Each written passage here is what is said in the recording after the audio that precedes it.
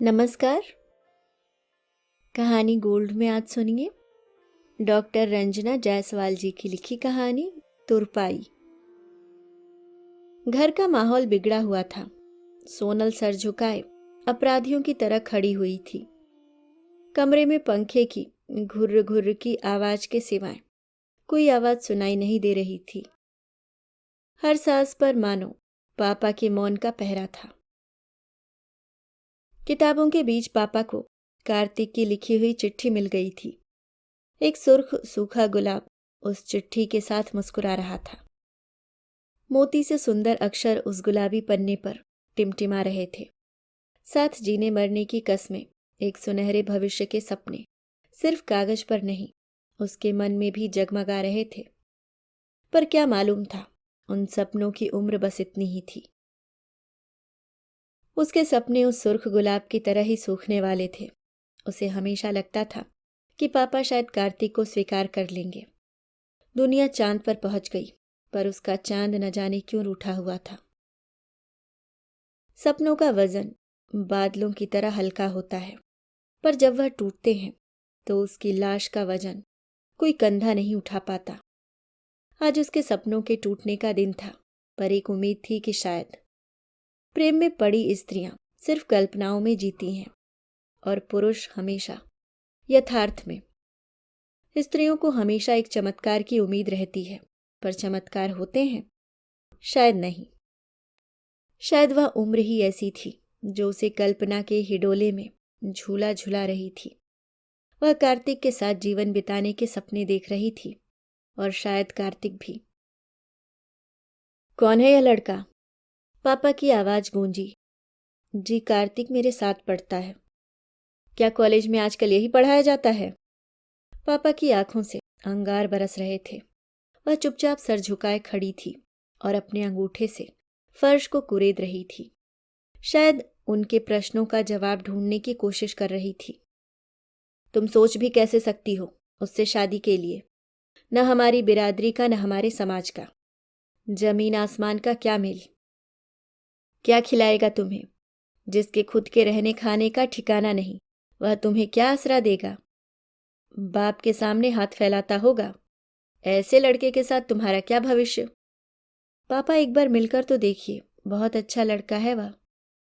उसने कार्तिक के पक्ष में अपनी दलील दी। अच्छा, पढ़ाई लिखाई की उम्र में जो इस तरह के काम कर रहा है, वह कितना अच्छा होगा, मुझे अच्छी तरह पता है। अपना अच्छा बुरा समझने की तुम्हारी अभी उम्र ही क्या है?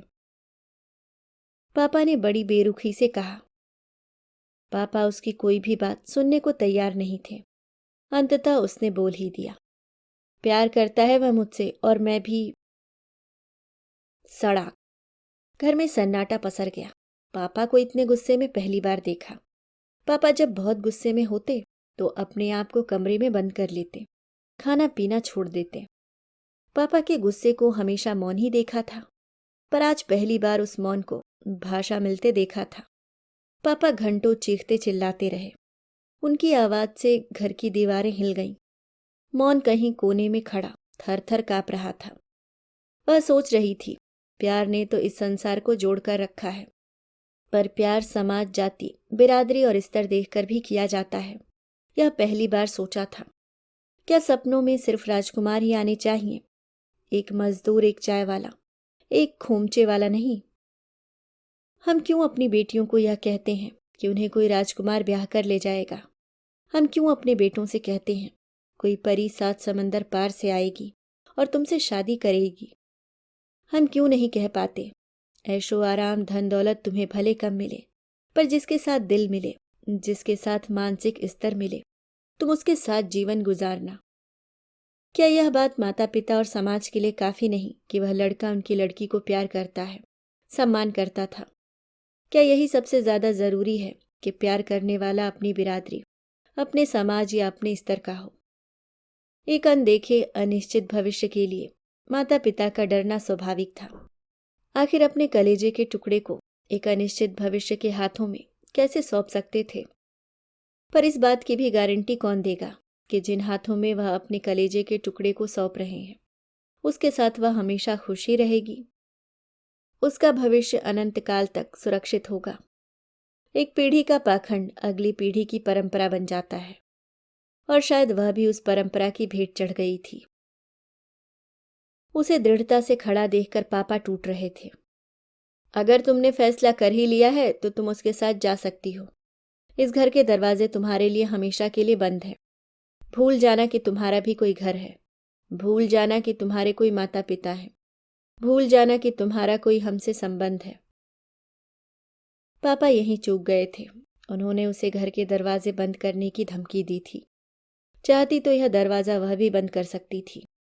वह भी यह कुंडी अपनी तरफ से लगा सकती थी, क्योंकि लोग अक्सर भूल जाते हैं कि दरवाजे को बंद करने के लिए कुंडियां दोनों तरफ से होती हैं। वह दृढ़ता के साथ अपने प्रेम के लिए खड़ी थी। उसे कमजोर पड़ता ना देख पापा ने अंतिम शस्त्र फेंका था। ये दिन देखने से तो अच्छा है कि मैं नदी में कूदकर मर जाऊं या गले में फंदा लगाकर जान दे दूं। माँ पापा के शब्द सुन बिलबिला गई थी। कैसी औलाद है तू?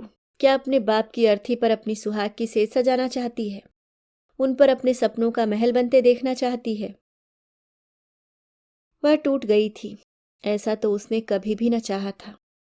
अपनों का साथ छूट रहा था। जो परिवार उसका संबल था, एक एक कर सब अपना हाथ उससे छुड़ा रहे थे। जिन उंगलियों को पकड़कर उसने चलना सीखा था, वह उंगलियां उसे आज अजनबी लग रही थीं। वह टूट गई।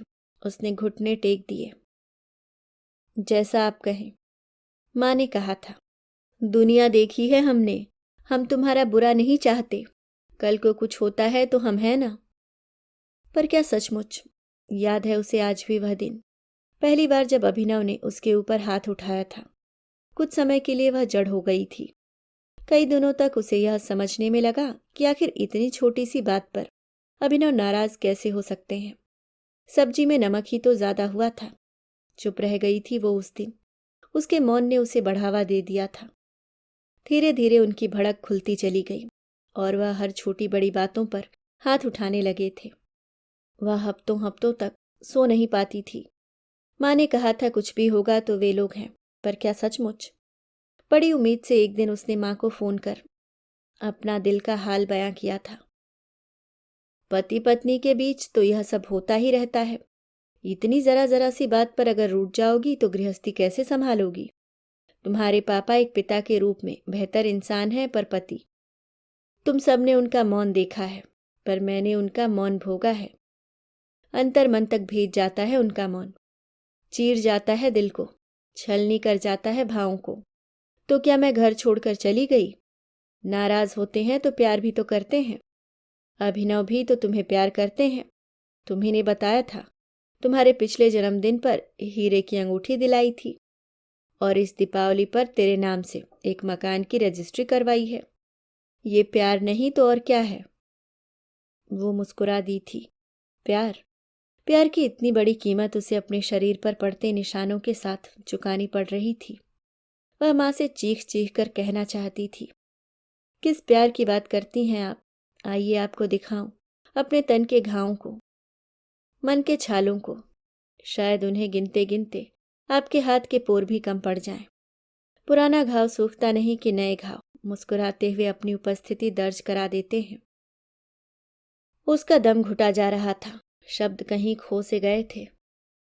वह कुछ क्षण के लिए खामोश हो गई थी। हेलो? हेलो? सुन रही है ना मेरी बात? खामोश क्यों हो गई? जो शब्दों के अर्थ को नहीं समझते, वह उसकी खामोशी को क्या समझेंगे? वह कहना चाहती थी, मेरी खामोशियों का लिहाज कीजिए। जिस दिन मैंने मुंह खोला, लफ्ज आपसे बर्दाश्त नहीं होंगे। उसने कई बार फोन को उठाया और कॉन्टैक्ट लिस्ट पर अपने इष्ट मित्रों के नामों को देखा। इष्ट मित्रों की संख्या बहुत ज्यादा थी, पर जो उसके दर्द को समझ सके, एक भी इष्ट उसमें नहीं था। जो कह सके, हाँ मैं तुम्हारे साथ हूं, कोई ऐसा ना था। जो मेरे बोलने से पहले ही मेरे दर्द को समझ सके, जो मेरी दर्द की कहानी को अल्फाजों में नहीं, मेरी आंखों में पढ़ सके। एक शोर भरा था उसके सीने में, पर उसे अब सिर्फ खामोशी पसंद थी। कितना खौफ रहा होगा उस दर्द का। उसने चीखने चिल्लाने की जगह खामोशी को चुना। कोई ऐसा नहीं था जो उससे पूछे, तू ठीक है ना, और वह उससे खुलकर बेझिझक कह सके, ठीक नहीं, परेशान हूं मैं। वो इस भरे पूरे परिवार में अकेली रह गई थी, बिल्कुल अकेली। आज उसे अपनी दादी की बहुत याद आ रही थी। बाबा के इस संसार से जाने के बाद भरे पूरे परिवार के बीच में भी वह अकेली रह गई थी। बाबा सालों से बिस्तर पर थे तो उनका होना ही दादी के लिए काफी था। दादी की सुबह बाबा की चाय के साथ होती थी और रातें बाबा के पैर दबाने के साथ। बाबा के जाने के बाद वह टूट गई थी, मानो कोई काम नहीं रह गया था। दिन भर कामों से जूझने वाली दादी को तलाश करने पर भी काम नहीं मिलता। वह झुंझलाकर बैठ जाती। उनके इस झुंझलाहट को कोई नहीं समझ पा रहा था। अकेलापन सिर्फ अकेले रहने वालों को ही महसूस नहीं होता। कभी कभी भीड़ के बीच रहते हुए भी इंसान पूरी तरीके से अकेला होता है। काश काश उस दिन पापा ने उसे और उसके मन को समझा होता। माता पिता बच्चों का भला ही चाहते हैं, माँ की कही बात उसके कानों में गूंज रही थी। उसने आदम कद शीशे में अपने वजूद को तलाशने की कोशिश की। चेहरे पर काले और नीले निशान पड़े थे। वह मुस्कुरा रही थी। ऐसा भला पापा कार्तिक से उसकी शादी के लिए नहीं माने, क्योंकि उसकी जाति अलग थी। उसने शीशे में देखकर कहा, पापा आज आप खुश हैं ना? ये आपकी लड़की अपनी जाति के लड़के से पिट रही है। रिश्तों की सियन एक एक कर टूट गई थी। टूटी हुई सियन को चाहे जितना भी संभाल कर तुरपन करो, उसमें पहली जैसी बात नहीं आती। वह दिन था और आज का दिन। माँ, तुमने तो कहा था हम हैं तुम्हारे साथ, पर अभी आप सुन रहे थे डॉक्टर रंजना जायसवाल जी की लिखी कहानी तुरपाई। उम्मीद करती हूँ दोस्तों कहानी आपको पसंद आई होगी। अगर आप चैनल पे नए हैं तो सब्सक्राइब करना ना भूलें। धन्यवाद।